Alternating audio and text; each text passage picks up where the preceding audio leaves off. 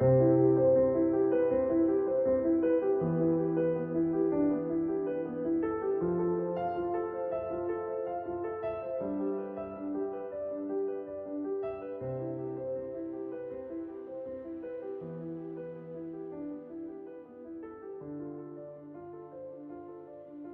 you and we're about to go on a little adventure together. That adventure is going to span 118 years of Tudors, and it's going to be one generation at a time.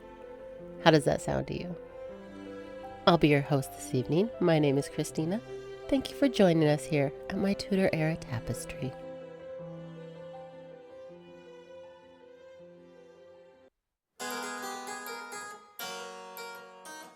Lady Catherine Burr was surprised to learn that the King's Chancellor, Thomas More, had resigned. He had taken over the job after Cardinal Wolsey's execution. The King, recently, had turned away from the Catholic Church. He had declared himself supreme head of the Church of England. Cat was still a Catholic, as long as she was not too loud about it. It had become a type of secret that people just did not speak about. Thomas More had spoken about it, though. He had refused, along with others, to sign the declaration. He was openly Catholic, and he could not work for the king any longer. Cat wondered if she were confronted, could she be as bold as Thomas More? She thought that she could, but she hoped she would never have to find out.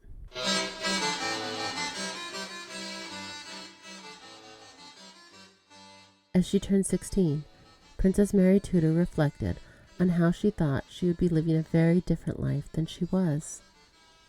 As a child, she had been betrothed many times. Every time her father's alliances changed, so did her betrothed. Yet now, at 16, she was completely unmarried. There was no betrothed in sight.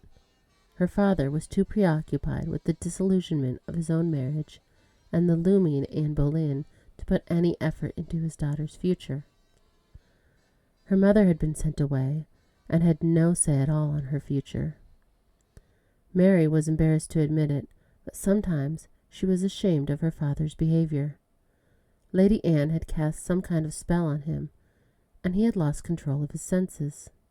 Mary could see that her governess, Countess Pole, was also worried. She too held great affection for Mary's dear mother. They were old friends since before Mary was born. Maggie was doing her best to hide the familial issues from Mary, as well as her worry. Countess Pole was also a terrible liar. Mary could see the concern all over her lined face.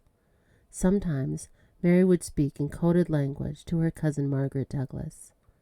They did not need clear speech to understand each other's troubles. They both had troublesome fathers and absent mothers. She did not know if the troubles were making her ill, but something was. For over a year now her monthly cycles had been all over the place. It had caused her great pain. She had tried to endure it with little complaints, but it made all of her other troubles feel so much worse.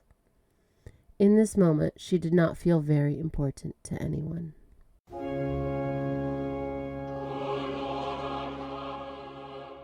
It was another day smiling and bowing while not feeling like her heart was in it.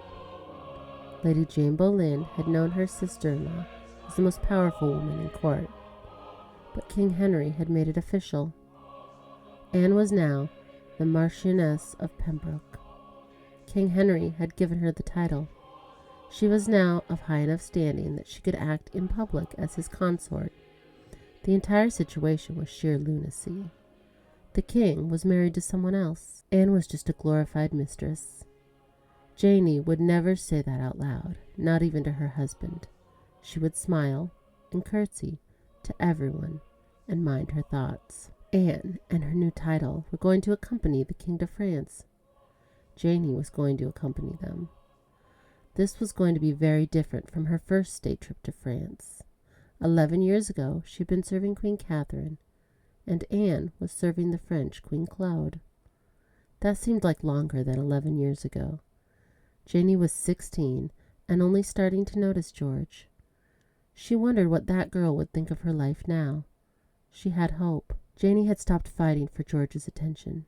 If Anne wanted it, she could have it. Janie figured this marriage was something to outlast. George could ignore her for a lifetime. She was provided for, she had friends, she could survive this. George was likable. Maybe in time they could become friends.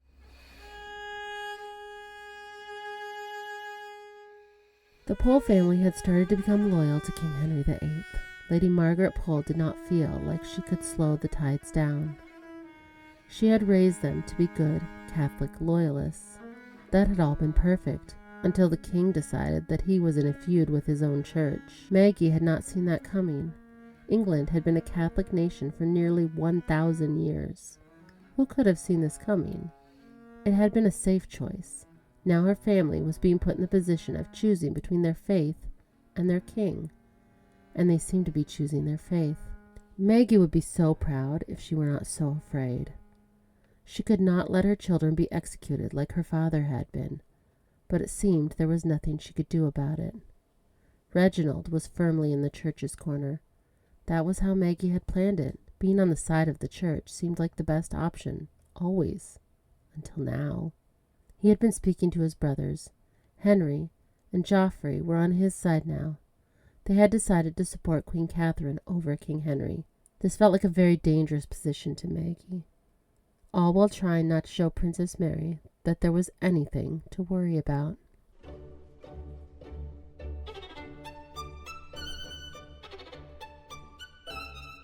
King Henry VIII of England always seemed to be building ships. The ships of the English fleet needed names. Earlier this year, one of the ships was named after Catherine Willoughby's mother, Maria. The HMS Mary Willoughby was a grand ship. It was fully rigged. The Mary Willoughby had 3 masts bearing sails. It hosted 146 sailors and 14 gunners. Maria Willoughby was not likely to experience the ship that bore her name. Her lady mother was away with the Queen right now. Queen Catherine needed her more than anything. Queen Catherine had been banished from court. She was not allowed to take all of her ladies with her, but she was allowed to take Maria. Kit was struggling to sympathize with Anne or the king with the way they had treated the Queen. It seemed to Kit it was dreadful to grow up. She was 13, and at 13 she noticed so much more. She heard things and had her own opinion about the morality of the things she heard. Kit wondered if she was going to notice more, and if it was just progressively harder to navigate the older someone got.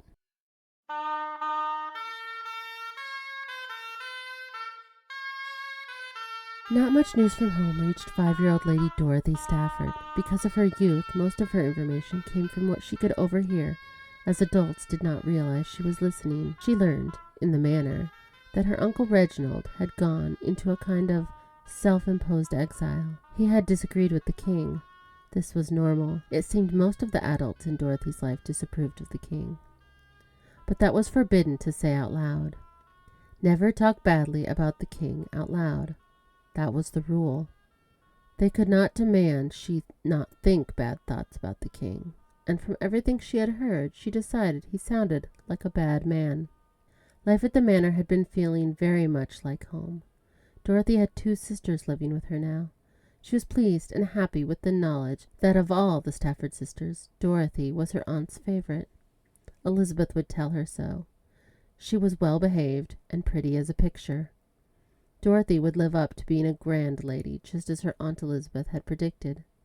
Susan and Jane would just have to follow in her footsteps if they dared. Dorothy's cousin Henry had just been married. Originally, he was to marry Princess Mary. Dorothy thought how much fun that would be. Princess Mary was cared for by Dorothy's lady grandmother, Countess Pole. If Henry married Mary, Dorothy may get the opportunity to see her lady grandmother again. It had felt like a very long time since they had seen each other. Henry had not married Princess Mary after all. Instead, he had married a young girl named Frances de Vere. Dorothy's Uncle Thomas seemed less in favor of this marriage than the previously suggested one. Frances' father was a rumored Protestant. Uncle Thomas was very Catholic. He had been complaining that Protestants were hiding everywhere. Frances came complete with a large dowry, though, and the couple were young. They would not live together in full marriage for several years. Instead, Henry was going to accompany his cousin Anne and King Henry to France. Dorothy counted, and she still had several years before she would be allowed to join the court on visits to France. There had been some issues with her uncle's servants. Dorothy had heard the yelling all the way down the corridor. One of the men in the household of Charles Brandon had insulted Thomas Howard's niece Anne. This had resulted in Howard's man killing Brandon's man. The entire incident had been very embarrassing. Dorothy had asked Elizabeth about it later, and she explained that even if insulted, it was very important to hold your anger in. No good came from killing a man in the streets. She added that men had violent ways. It was natural. Oftentimes, women were injured at their husbands' hands. It was best to overlook the anger of men and move past it. There was nothing that could be done about it.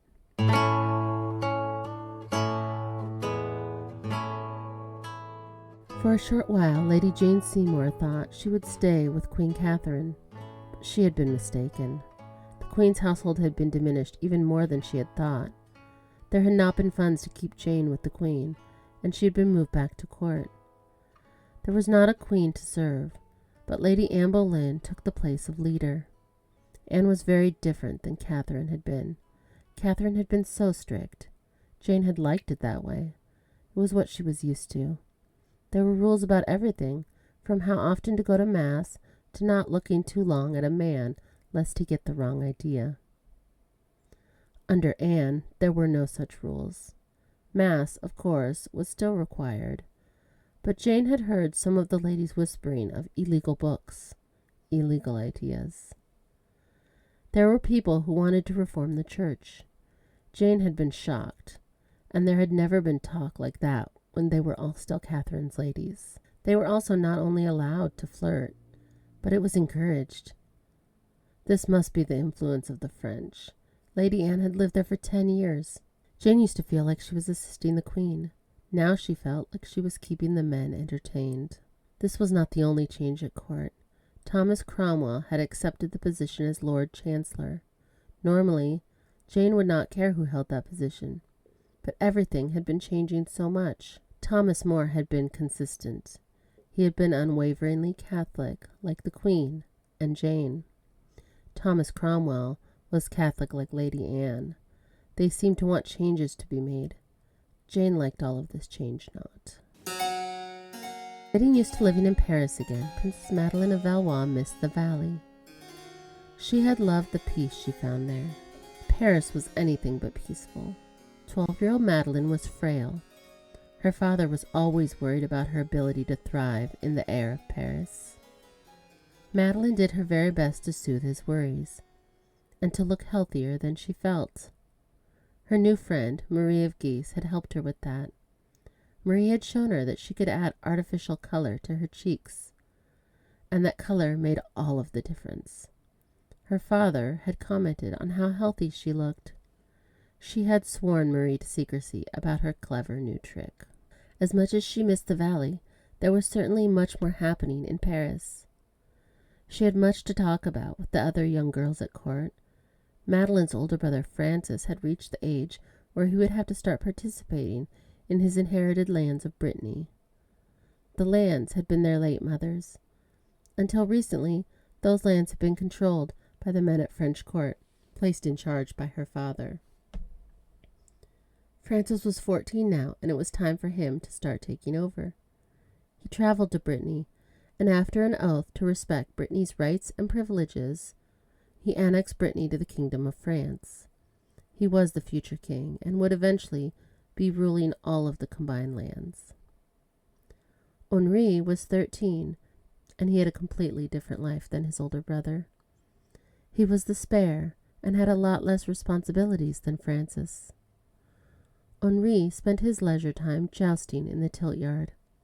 He was quite talented, and all of the young ladies at court had affection for him.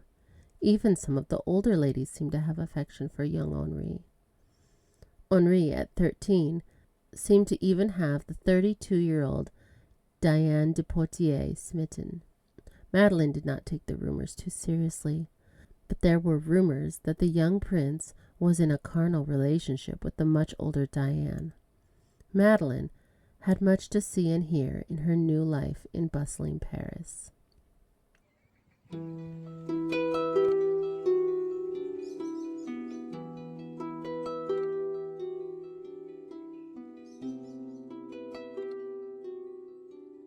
The Reformation was going well for Lady Anne Boleyn. King Henry now agreed that there were goings-on in the Catholic Church that should not be. Changes needed to be made. The Archbishop of Canterbury had died, and he needed to be replaced. King Henry had taken Anne's suggestion for a replacement. She had championed Thomas Cranmer for the position, and Henry had agreed. Anne liked having this kind of power. Best of all was that Anne knew that Cranmer supported the king's divorce, and that could not happen soon enough. This was not the only marriage Anne was blamed for destroying. Henry Percy's miserable wife was blaming the failure of her dung heap of a marriage on Anne as well. She had claimed that Anne's kiss in a corridor and longing stares had been a marriage pre-contract, that he had been ineligible to marry her because of Anne. She was going to get nowhere with this argument. The equally miserable Cardinal Wolsey had stopped this relationship before it could ever start. King Henry was going to side with Percy. If he agreed that Anne's kiss was a pre-contract, it would make Anne ineligible to marry the king, using the same argument that he was using to get his divorce. The king had to side with Percy for the king to get the life he wanted. Mary Percy was not someone with an intelligent argument. There was no time to fret about Mary Percy's foolishness. Anne was going to accompany the king to France, and this time she was going to do it as his consort instead of his wife's lady. In order to travel as the king's consort, Lady Anne Boleyn needed a station increase. King Henry had decided to make Anne the Marchioness of Pembroke. This also came with an increased household budget. Anne was receiving even more ladies. One of these new ladies was Lady Mary Howard. The girl was only 13 years old, but she was Anne's cousin and the daughter of her powerful uncle, the Duke of Norfolk. The celebration would be short. After the fall of Wolsey, one of the grooms was moved to the household of the king. He was 20-year-old Mark Smeaton. Mark was a brilliant musician.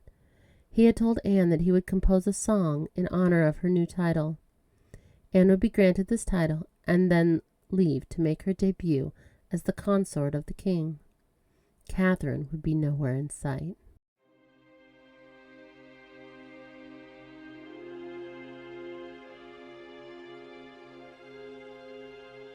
When Princess Jeanne had moved away from her parents, she had been young. She was still young, but she was getting older. She recalled thinking that this had been a temporary placement away from her parents. The longer she lived away from home, the more permanent it felt. Jeanne let it be known how much she missed her mother. Her nurses would spend hours trying to settle her. She was a stubborn, strong-willed child. That is what everyone said. Unfortunately, her stubbornness was not allowing her to receive what it was she wanted. The louder she yelled, the more sure she was that it was going to work. But it had not worked. Her nurses worked for her uncle, the King of France. They would not bend to her will.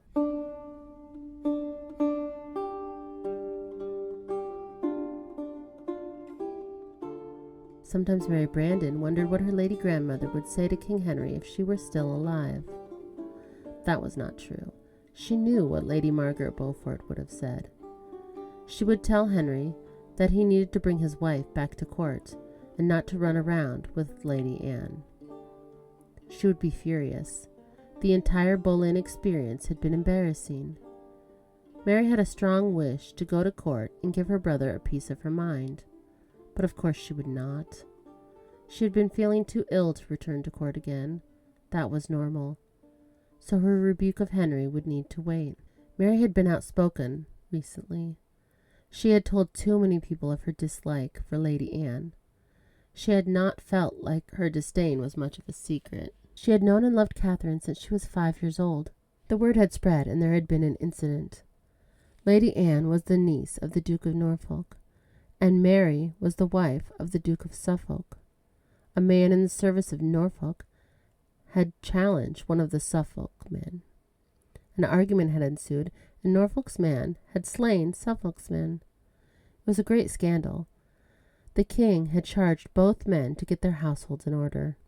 Charles was furious. He had wanted revenge. Henry held him back and ordered him to let him go. Charles had not let it go. He liked Norfolk not. Henry was going to France. He wanted Mary to join them. She was, after all, the Dowager Queen of France. That life had felt so long ago. Mary refused to accompany her brother to her former kingdom. She was still angry about Lady Anne and the poor boy who had died. In any case, Mary was too ill to travel far.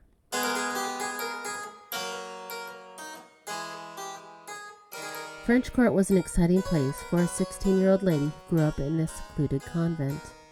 Lady Marie of Guise knew she had a lot to learn. The more she learned, the more questions she had. She served the Queen of France, and she enjoyed it. The Queen was the wife of the king and the sister of the emperor. She had grown up at court under the care of her aunt Margaret of Austria. Marie could not imagine all of the things Eleanor must have seen. Eleanor had been married to the King of Portugal before she married the King of France. She was amazing, and an inspiration to noble girls all over France. The king, however, did not agree. King Francis ignored his wife most of the time. He seemed to have no interest in her, choosing instead to spend time with his mistress. Marie wondered if mistresses were an essential part of marriage. Queen Eleanor had assured her ladies that she was loyal to her lord husband, but Marie could see it in her eyes. She was there for an alliance, and possibly to spy for her brother. The ladies of court had been talking much about the English court. King Henry had banished his wife from court. It seemed he also had a mistress who he preferred. Lady Anne Boleyn had captured his heart. Lady Anne had lived at French court not so long ago. She had attended the last queen, and a lot of the current ladies remembered her. They had said she had been quiet, not one to draw much attention. Now she was living with the king while his wife sat alone in banishment.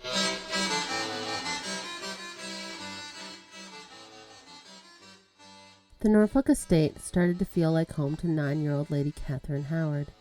She had been here for a few years. Children came and went. Kate had made friends with them all. Joan was still her dear friend, probably Kate's closest friend. They understood each other. The girls had made promises never to leave one another behind. Alliances were everything in this world, and they had each other's support. At 14, Joan was nearing the time she may be married. As a lower-born girl, she had some additional time. Her marriage was not likely to produce a grand alliance. Kate thought at 9 she was likely the same maturity as 14-year-old Joan. Everyone knew that high-born girls matured faster. And in relation to Joan, Kate was high-born. Kate's cousin, Lady Anne Boleyn, was still at court. She was all but the queen. The old queen, Catherine, had been sent away from court. The king had replaced her with Anne in almost every way. The servants would whisper. Kate and Joan were always there, listening to the intrigue. They liked to hear secrets that adults sometimes kept from children. This was a scandal. The king had abandoned his wife in favor of Kate's cousin, and that was not something kings ought to do. She was not worried, though. If Anne became queen, she would need ladies. Kate and Joan had already discussed the opportunity that they may receive to go to court together. The girls were closer than sisters. They shared a bed and all of their secrets. Kate's other cousin had already been invited to court. Henry was the son of the Duke, Kate's uncle. It made sense for him to be invited. He was older than Kate and higher born. He was going to accompany King Henry and Anne on their summit to Calais. Kate's father was still at his appointment in Calais. She knew that if she were just a bit older, her father would have put in word for her to join. Surely he missed her. They had not seen each other for many years. She could not wait to be grown and included in her grand family's grand destiny. Kate had secretly gotten possession of a key. She went straight to Joan with it. They both knew that she should not have this key. It unlocked the room that they slept in. At night, the girls would be locked inside their dormitory for their own safety. This key could change that. They talked about all of the things they could do with this key. They could let themselves out at night, and they did. Kate would sneak down to the empty kitchens. She would find all sorts of treats and sweets. She would make her way back to the dormitory with her newfound stash. This was why the other girls respected her so much. She had a way of providing that the other girls could only dream of. Sometimes she would find Joan there with a boy she had snuck in. This key was the key to their freedom.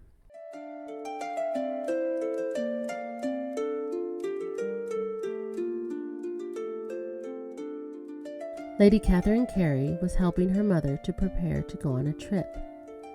Cathy was going to stay behind. This was not a trip for children. Lady Carey was going to accompany her sister Anne Boleyn and King Henry to France. The entire thing seemed to be very exciting to Cathy. Her mother had told her about the wonders of French court, and it had sounded magical. Lady Carey was more apprehensive about this trip. She had rarely been at court in the last few years.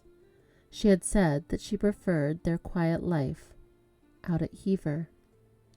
In addition to the trip, Cathy's Aunt Anne was going to get new honors. She was to be named the Marchioness of Pembroke. It all sounded so glamorous to Cathy. She would miss her mother, but she was excited to hear about all the glamour of France.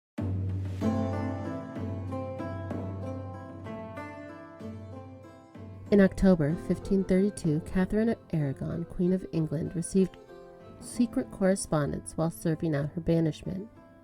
She had very little contact with the outside world at this point. She had last seen her daughter the previous summer. Their visit had been supervised and under strict control. Catherine could not freely see her daughter anymore. She felt a sudden pain for her sister-in-law, Meg. Catherine had been separated from Mary for just over a year, and the pain was unbearable. She did not know how Meg had done that for decades, with both of her children. Catherine was thankful that Meg now had access to her son, and hoped they would both have access to their daughters soon. Henry had recently traveled to France with a meeting with King Francis. For now, at least, they seemed to be on civil terms. Henry had done what Henry did best, and set up a temporary peace. As part of the arrangement, Henry had agreed to leave his 12-year-old son with Francis in France. Catherine was not sure if Fitzroy was a royal ward or a political hostage, but if she was a betting woman, she would guess both. On the surface, he would be raised alongside the French king's 14-year-old son Francis, 13-year-old son Henri, and 10-year-old son Charles. Henry had returned from France and decided that his best chance at an annulment would be to bypass the Catholic Church. Catherine had learned that he was working with Thomas Cranmer, a former Boleyn chaplain, to figure out just how to do that. There were rumors that Anne Boleyn was pushing some heretical books on the king, anti-Catholic propaganda. Catherine found it sad how manipulated her husband was by this fling that seemed to never end. She had always thought that waiting out a mistress was her best option, that Henry would always return. Now, she was not so sure.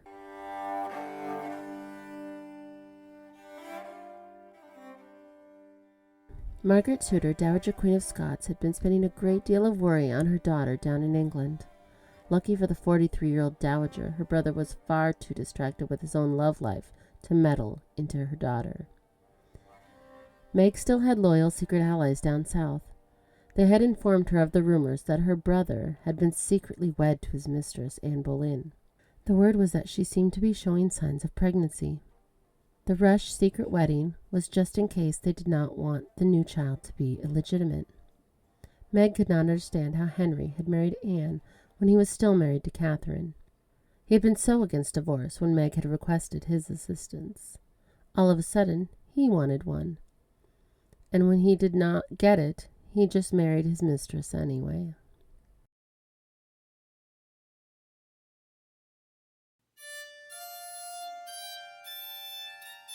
At the age of 17, Anna von Eulich-Kleeberg was not disappointed that her wedding was not being planned.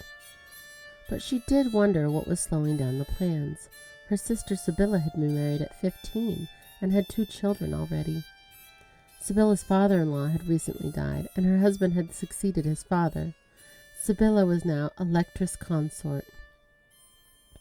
And Anna was the same princess she had always been.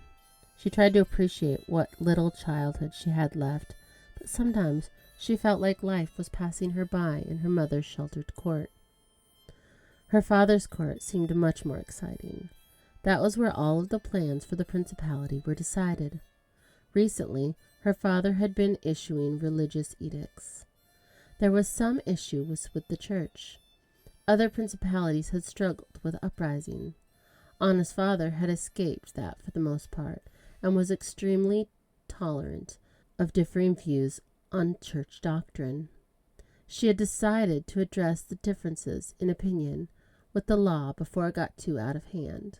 He had put into place measures to address the corruption in the church and the lax discipline with the clergy. He had declared that the clergy were to be serious-minded and morally upright. They were to reflect Christ in everything they did. He added that the sermons were to focus on the early church. Anna wished she could join her father's court and participate in the conversations, but women were not allowed there. You can share your thoughts with me at longlivethequeenpodcast@gmail.com. Slide into my DMs on Facebook or Instagram at longlivethequeenpodcast, or join the party on Patreon, where we have extended episodes and bonus content.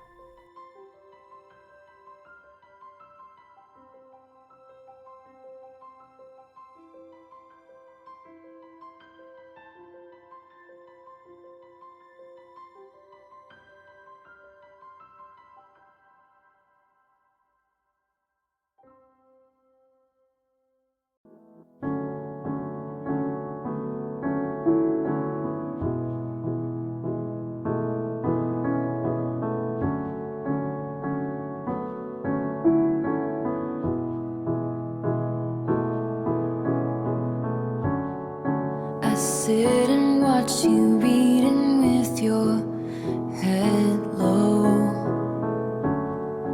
I wake and watch you breathing with your eyes closed. I sit and watch you and notice everything you do or don't do. You're so much older and wiser, and I wait by the door like I'm just a kid. Use my best colors for your portrait. Lay the table with the fancy shit and watch you tolerate it. If it's all in my head, tell me now. Tell me I've got it wrong somehow. I know my love should be celebrated, but you tolerate it. I greet you with a battle heroes welcome. I take your indiscretions all in good fun. I sit and listen. I polish plates until they gleam and glisten. You're so much older and wiser, and I wait by the door like I'm just a kid. Use my best colors for your portrait. Lay the table with the fancy shit and watch you tolerate it. If it's all in my head, tell me now. Tell me I've got it wrong somehow. I know my love should be celebrated, but you tolerate it. While you were out building other worlds, where was I? Where's that man who threw blankets over my barbed wire? I made you my temple, my mural, my sky. Now I'm begging for footnotes in the story of your life, drawing hearts in the byline. Always taking up too much space or time. You assume I'm fine, but what would you do if I break free and leave us in ruins? this dagger in me and removed it. Gain the weight of you, then lose it. Believe me, I could do it. If it's all in my head, tell me now. Tell me I've got it wrong somehow. I know my love should be celebrated, but you tolerate